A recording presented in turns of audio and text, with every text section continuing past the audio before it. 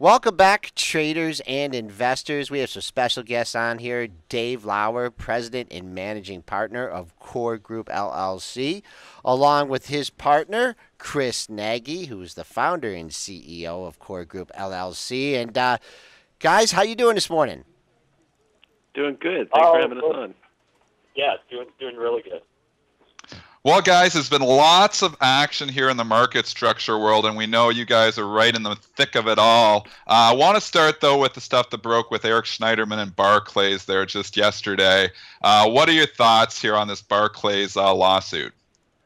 Maybe start with Dave or Chris. Yeah, I'll take it. This is Chris. I think what you're really seeing here, we had a few weeks ago, LiquidNet, another dark pool, got fined for $2 million. Schneiderman wants to make some headway within the dark pool realm, so you're seeing this Barclays suit come around. What it really is pointing to is that there's an awful lot of scrutiny around how dark pools exactly operate. And if you read the Schneiderman suit, you can see that right in within the suit. So I think, going forward, what you're going to see is a lot more disclosure. I don't think Barclays is the first one. It certainly hasn't been the first one. It's not going to be the last coming out of Schneiderman's campaign or the SEC's for that matter. So I think there's going to continue to be a lot of scrutiny. Some progress is being made, though, when you look at dark pool reporting statistics. Just a few weeks ago, FINRA, which is the regulatory body over broker-dealers, began reporting broker-dealer volume metrics. So we're starting to get a sense of what volumes are. I think the next step is going to be much more in the way of how they actually operate. So we'll see some rules come around in that regard. But Barclays, not the first, and it won't be the last. It's not really the issue that the high-frequency traders were in there, though. It's more the issue that they were telling their customers that the high-frequency traders weren't in there, correct? Yeah, that's exactly right. So it's, in many ways, with the dark pool fines that have happened, Level, Pipeline, LiquidNet, and now this suit against Barclays, a lot of it has to do with how they operate, what they're saying, what they're not saying. And in the case of Barclays, it's just that. They're being sued for really misleading people utilizing the dark pool for their own advantage. Gotcha. And in most of these dark pools, though, the high-frequency traders are in most of them, are they not? Oh, yeah. When you look at Barclays, the LX dark pool, actually, and when you look at the order-to-trade size or the overall trade size, it's very, very low. Barclays, I believe, according to the FINRA reports, are about 113 shares per trade. High-frequency trading, mainly on the other side. And that's what you're seeing with a lot of these dark pools, very low trade sizes, which is indicative of a lot of high-frequency trading. And haven't we got a... Oh, go ahead, Dave. Sorry, I was just going to say, I think that you're going to see, some of these revelations come out. Now, Flash Boys had its flaws, but I thought one of the important messages from the book was about conflicts, and especially the conflicts of brokers owning their own dark pool, routing orders to their own dark pool, and the technology that they use in their own dark pool.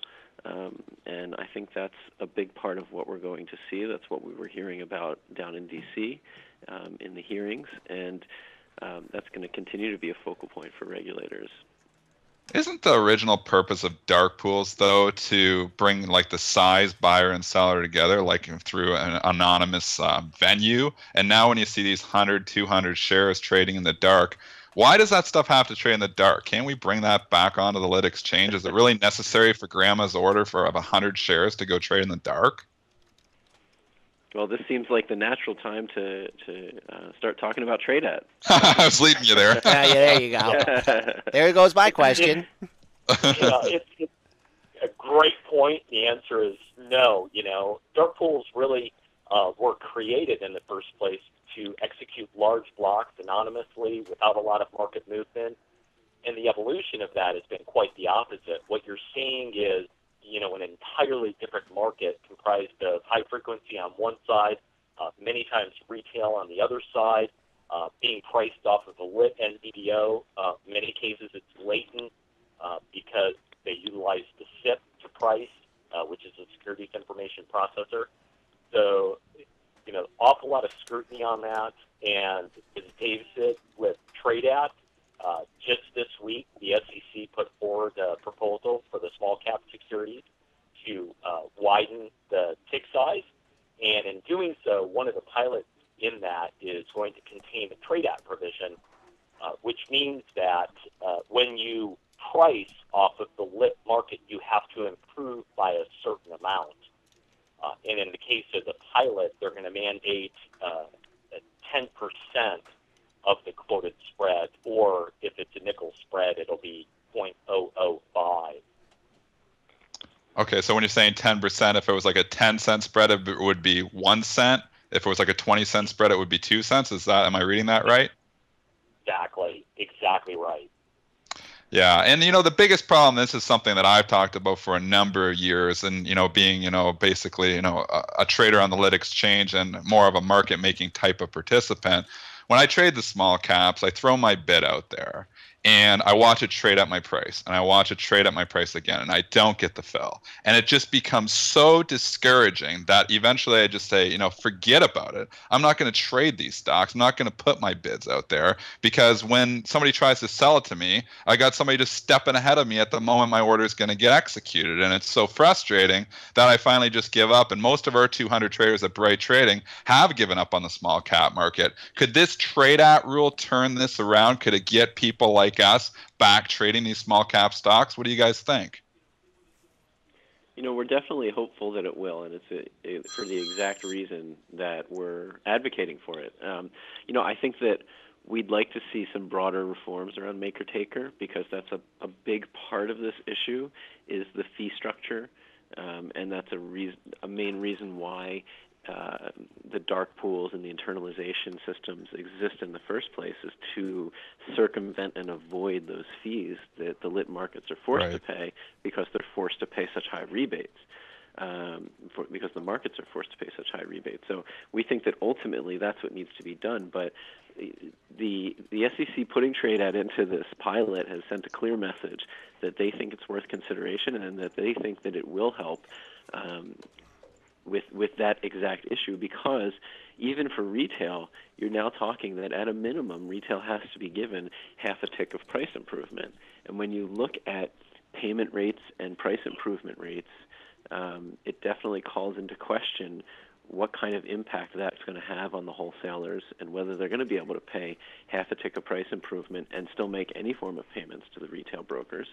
So that could push some of that flow back onto the lit markets. And then certainly for regular institutional flow, in which you're going to have to get a half a tick of price improvement and cross at the mid, I think we're going to see a large amount of that flow make its way onto the lit markets, at least in the small caps, because that's what the pilot is focused on.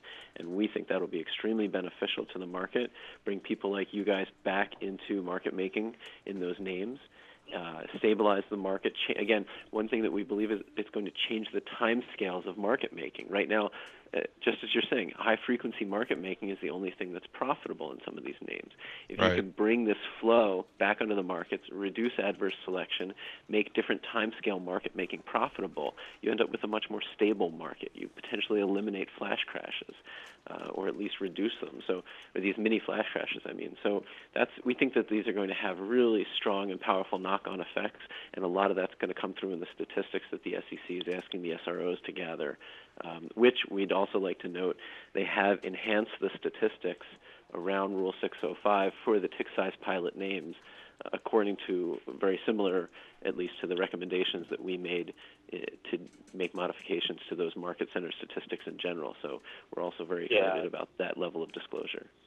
Dave, I was just going to jump in here, actually, with our Healthy Markets platform and a lot of the work that Dave and I are doing in D.C. And with the SEC, pushing them towards certain things. We actually were accredited in footnote 66 of that tick pilot for pursuing the TradeAt. So we were really happy to see that. And we were actually really happy to see some reforms, as Dave mentioned, with the overall metrics. It's a lot of the suggestions that the SEC took that we've been providing. So we think it's, the commission's starting to move in the right direction with a lot of these initiatives, and I think at the end of the day, it will really help to bring traders like you and your cohorts there, Dennis, back into the small cap market to be able to trade those securities. The last point I'd add is that, as Dave was talking about a little bit, just on the MakerTaker piece, we got the sense that there wasn't really going to be any action towards that. But yesterday, Steve Lucarello, who is the head of trading and markets, actually indicated that the SEC may pursue some sort of a pilot within MakerTaker, changing that level. And I think that's really important in conjunction with the Trade Act to bring people like you into those small cap stocks, Dennis, and to bring liquidity back from the dark into the lit market. And like how the MakerTaker, just for our listeners there who might not be familiar, like the MakerTaker, can you just quickly describe how that model works? Because we got some retail listeners that might be a little bit confused when you say MakerTaker. Yeah. So it is confusing. I mean, market structure is confusing. So Dave and I make a career out of it, trying to simplify it, right? MakerTaker is essentially a coin phrase for a fee structure in the market. So if you got an order where you're taking liquidity, say a stock is offered at $20, you want to buy it at $20, you put in your limit order to immediately execute it. If you're taking from an exchange, you're going to be charged an access fee. And under regulation, actually Reg NMS, you cannot, exchanges cannot charge more than 30 cents a hundred for that. On the taker side, or that was the taker side of the equation. On the maker side, if you're posting a limit order, a resting limit order, so you want to buy the stock not at 20, you want to buy it at $19.99, you put in a limit order. If your limit order ultimately gets executed, then you actually receive a rebate. Now, in the case of retail, those rebates and the take charges generally go towards the firm. But what that creates is when you look at the bid-ask offer in the marketplace, you've got this added tax or fee on there, if you will. So we think MakerTaker creates a lot of perverse incentives and a lot of conflicts in the marketplace to try to capture the rebate or to try to avoid that taker charge, and sending to internalizers a lot of times. We think reform in that area will be really good. The pilot program with the nickels is kind of the small caps. Obviously, we're going to have to wait to see the results from that. Do you think that it will go, beyond that and maybe get into some of the larger caps here, just to, eliminate the high frequency trading, or do you think that this is just going to be relegated to the small caps? No, I actually think, and Steve Lucarello made mention of this yesterday, talking about much more actively traded large cap securities. It's what it really represents. They've got three different buckets within this that they're going to have this 1 year pilot program. The first one, no change. The second one will have a little bit of modification, and then the third one will have the Trade Act. Each bucket will be comprised of 300 small cap securities. Once the results of those start coming out, I think you're going to see very clearly rulemaking moving toward which model of those was the best. Our money is really on the Trade Act piece. We think that's going to be a big differentiator, and we think that'll start making its way into the broader, larger cap securities. With that said, I don't think that the SEC will in any way target HFT, as you put it, Joel, or really try in any way to curtail HFT activity. I think they're well convinced that it is a good thing in the market.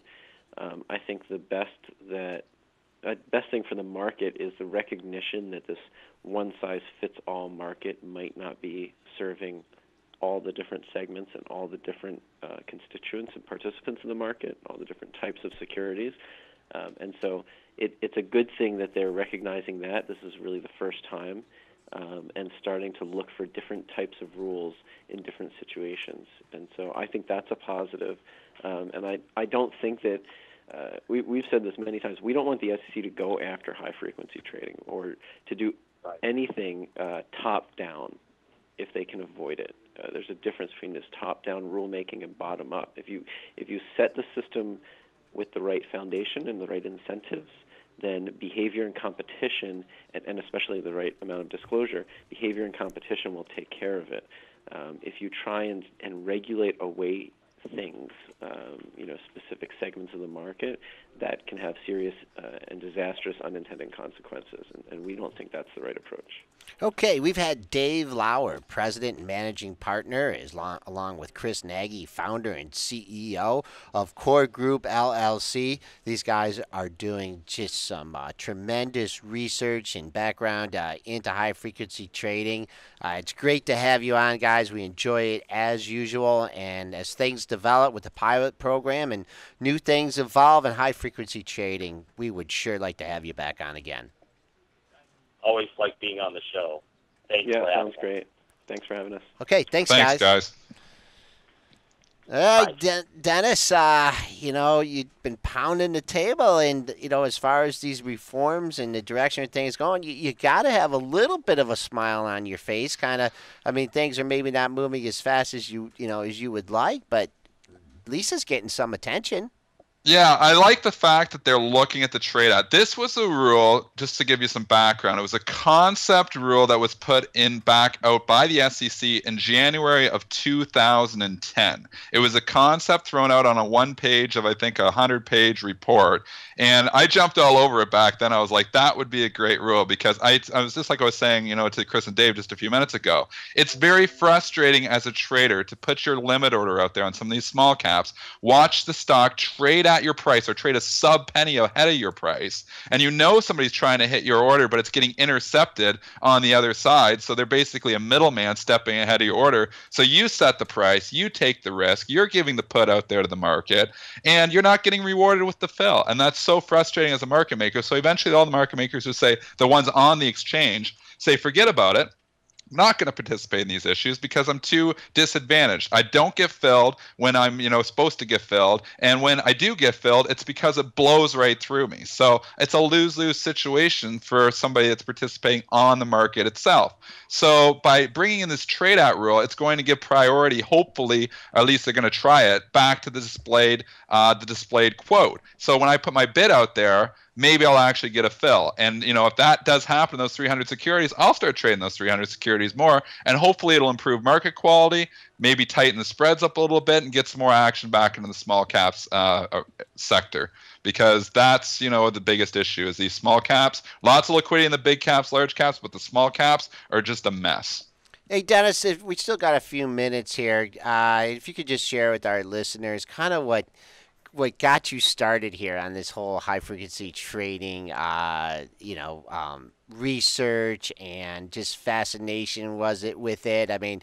Our listeners may not know that in 2010, when Rambus had the flash crash, this was before the May flash crash, you wrote an article that, hey, this could happen to the entire market, and it ended up happening a few months later. You got some decent publicity for that, but why don't you explain when you were actually trading during the flash crash, a real quick wrap up of one of the scenarios that was taking place, and just really got you going on this tangent.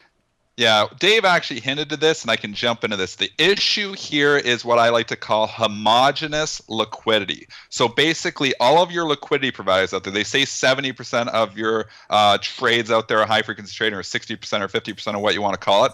I would say 90 to 95%, or maybe even higher than that, of your displayed liquidity. So the orders that are sitting out there that you can see, like the limit orders that are out there in the book, are high frequency traders. So basically you have one type of participant providing the majority of your market's liquidity. Whenever you depend that much on one type of participant like that, bad things can happen. And these high frequency traders, nothing, not saying anything bad about high frequency trading, but when you only have that type of trader, they can cancel their orders. They don't have affirmative obligations like you and me know, Joel, from back in the 90s. They don't have affirmative obligations to be the buyer last resort. They don't have negative obligations where they can't step in between a natural buyer and seller. So basically you're relying, all of your liquidity and your market making is now relying on high frequency traders that can cancel their orders when the going gets tough, and they're going to do that. So I think, the better approach, you could say, oh, well, give them affirmative obligations. Let's slap them with affirmative obligations and make them quote.